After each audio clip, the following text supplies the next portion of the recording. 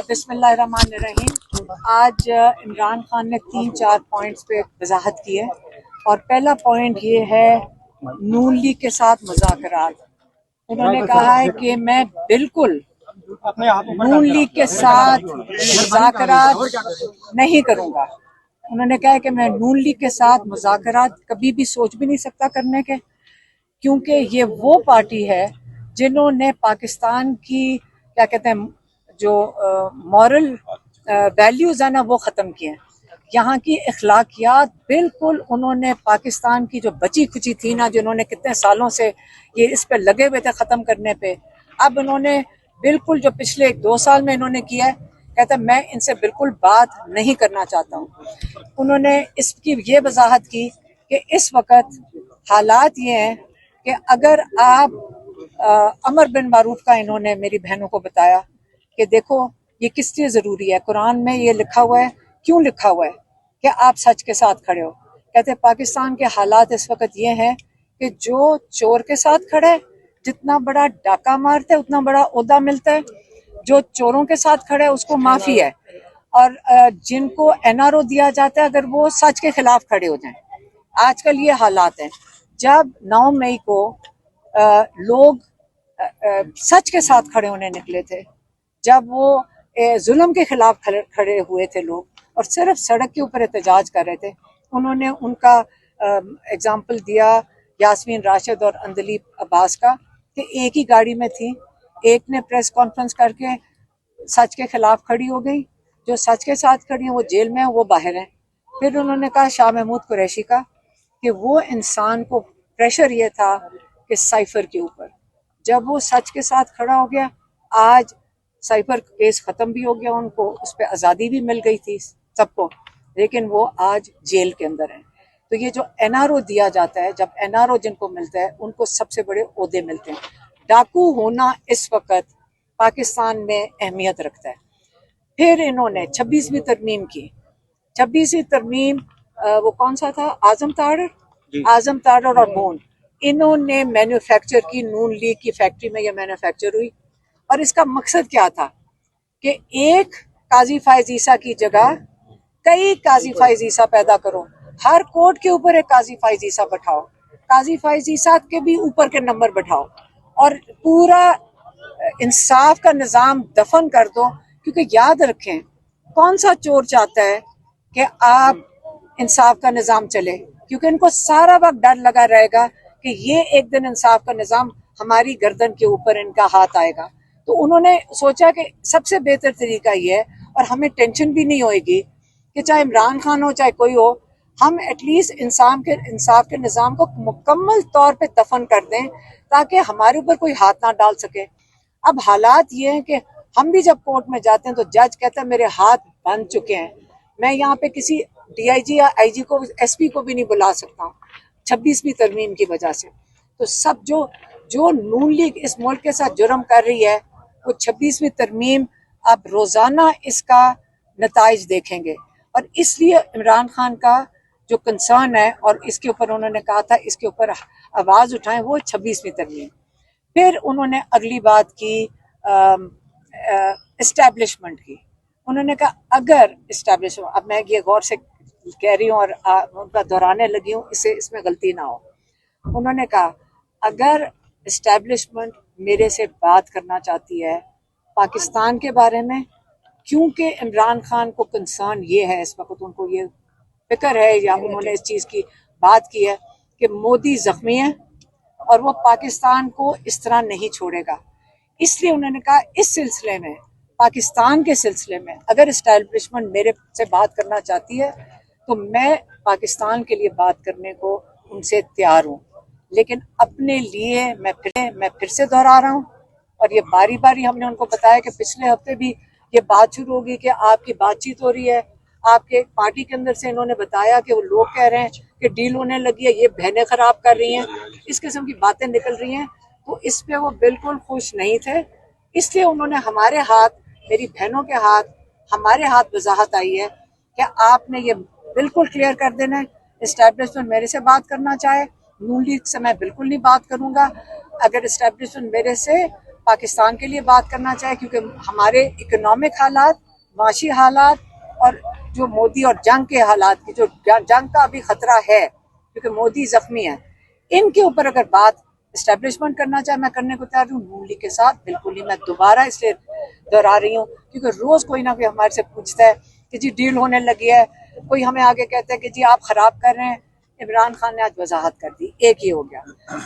दूसरा, उनको हमने पिछली दफा जब हमारी मुलाकात हुई तो इमरान खान ने कहा कि आप जाएं, जाके पार्टी को बताएं कि असेंबलियों में क्यों नहीं ये बात उठा रहे कि मेरे अलकादिर के केस के बारे में अच्छी तरह उनको समझाएं, असेंबलियों में रेस करें, 26वीं तरमीम के खिलाफ बताएं कि इसके क्या नुकसान हैं।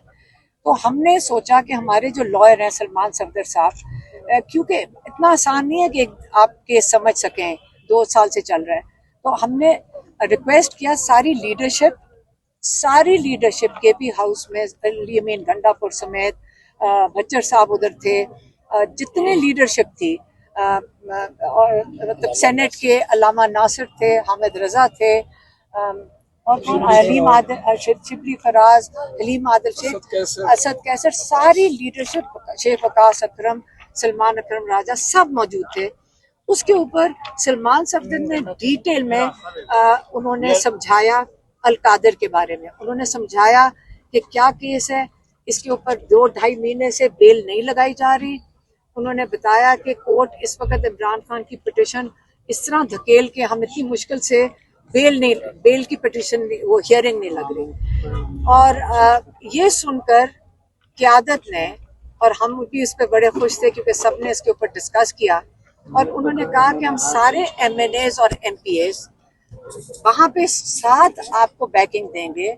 सलमान सफदर ने कहा कि मुझे आप क्या सपोर्ट दे सकते हैं, उन्होंने कहा हम आपके साथ खड़े हैं, हम उधर मौजूद होंगे, हम आप जजेस की सपोर्ट में और 26वीं तरमीम के खिलाफ हम खड़े हैं, हम आपकी सपोर्ट में खड़े होंगे।